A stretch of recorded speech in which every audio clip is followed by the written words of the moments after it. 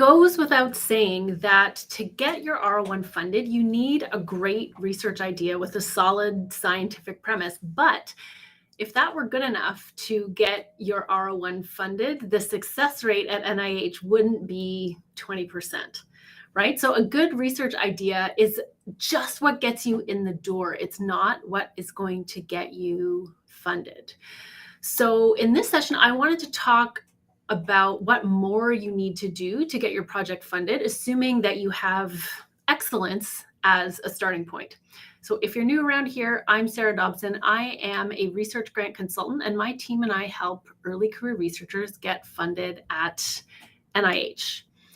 Okay, so the reason that a good research idea isn't enough is because grant writing isn't just about ticking a bunch of inane boxes and jumping through a bunch of pointless hoops so that you can get money to do your research.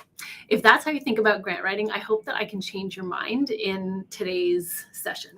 So in my view, as a grant consultant who's read hundreds of grants over the years and who once upon a time wrote many grants of my own that got funded, I can tell you that writing grants is an opportunity to solidify your thinking if you take advantage of that opportunity. So in other words, writing a grant isn't some hurdle you have to clear in order to be able to do the real research. Grant writing is part of the research process, and you will have a much better experience all around if you think about it that way. So honestly, most of what we do when we're working with our strategic grant review clients is we ask them to clarify their thinking, because they either haven't really thought something through until we ask them, or they haven't clarified it enough so that when a reviewer is reading it, that it's clear how they are thinking about something and why they're doing it the way that they're doing it, right? So grant writing is really an opportunity to clarify your thinking and to organize yourself in advance. Okay, so it's an opportunity to get clear on the reason this research needs to be done. It's an opportunity to get clear on how this is going to move the field forward. And both of these first points are going to help you with your papers, right, down the line. So even just that is hugely beneficial to you to think about those two things in advance. So it is also an opportunity to design your research in a way that makes sure that you're meeting the objectives that you're setting out to achieve. You would be surprised at the number of people who tell us what their objective is, and then the way that they're going about achieving that objective is not actually going to get them where they want to go. So that is a really important part of the thinking that you need to do, right? You also have an opportunity to think about what might go wrong and how you can salvage it well in advance, right? You have an opportunity to create a budget that you can refer to when you're getting your project off the ground. I personally find this enormously helpful. And you also have the opportunity to think about how the results from this project are going to inform the next stage, the next phase of the research in your overall trajectory. Okay, so those are just some examples of how writing a grant is an opportunity to help in advance, help prepare in advance, right? And that's really the bottom line here. Grant writing kind of forces you to think about this in advance of actually doing the work rather than trying to think about it on the fly. And even though it might seem really annoying to have to think about this well in advance, it's actually going to save you a lot of time and stress in the future. So again, my view of writing grants is that it's a part of the research process, and actually a really important part of the research process. And I wish more PIs saw it that way, as an early prep phase rather than a nuisance.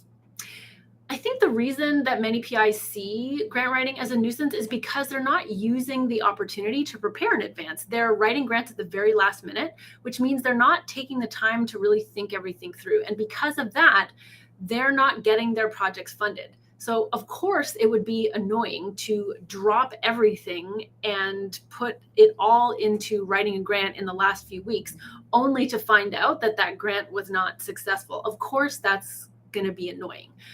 But if you incorporate grant writing into your professional life and prioritize it more precisely because it's an early prep phase for your research, I think you'll feel differently about grant writing and you'll get much better results. Okay, so let's talk about what reviewers are actually looking for in an R01. So I separate this into what I call implicit and explicit scoring criteria. The explicit scoring criteria are obvious, right? They're your criterion scores in your R01. So significance, uh, investigator, approach, innovation, and environment, right? Those are the ones that the reviewers are going to look at closely. Your assigned reviewers are going to look at closely and assess as they are reading your application, right? But then we have the implicit scoring criteria, which for me are more sort of big picture. These are the questions that every reviewer is asking when they are reading your grant. And that's whether they are assigned reviewers or not. And so the way that I think about it is that these implicit scoring criteria are really what drive that overall impact score. Because remember, that overall impact score is not the average of your criterion scores. It's totally separate. It's more of a like a gestalt. And so when you think about it that way, or you recognize that about the scoring process, it's really important to understand overall what it is that reviewers are looking for to develop that overall impact score. And so the three questions that every reviewer is asking when they're reading your grant is this project worth doing? Is this research worth doing? Is this team the right team to be doing the work? And is this project feasible? So let's look at each of these separately. So is this research worth doing? It's really about, obviously the significance and the impact of your research, which you are speaking to, of course, in your application. But more than that, it's about like, why does it matter?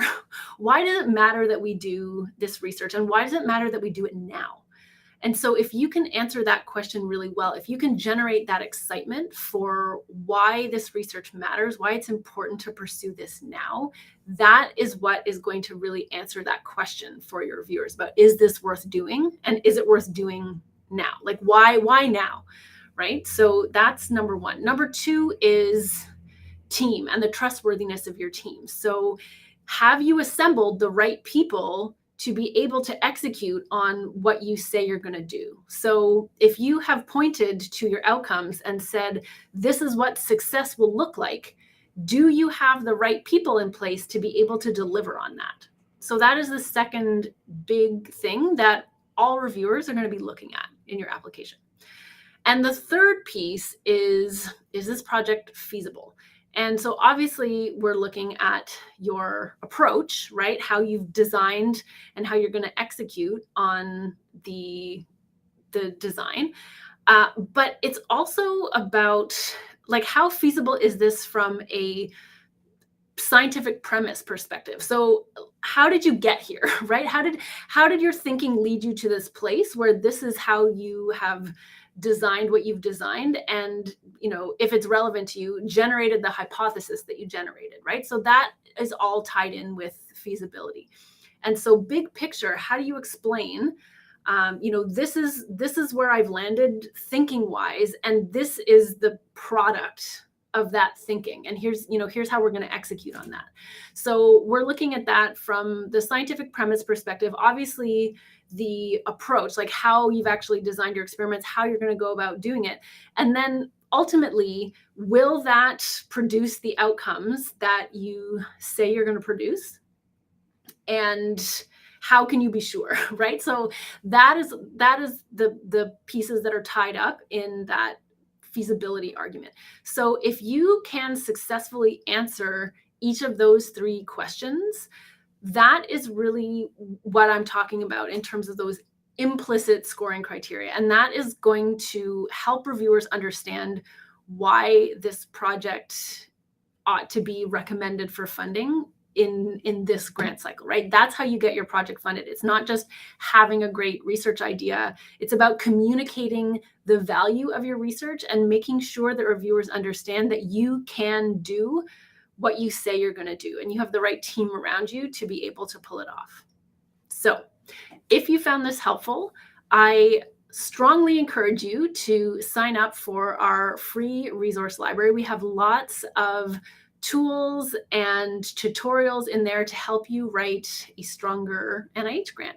You can access that free resource library, sign up for it through the link in the video description. So see you next time.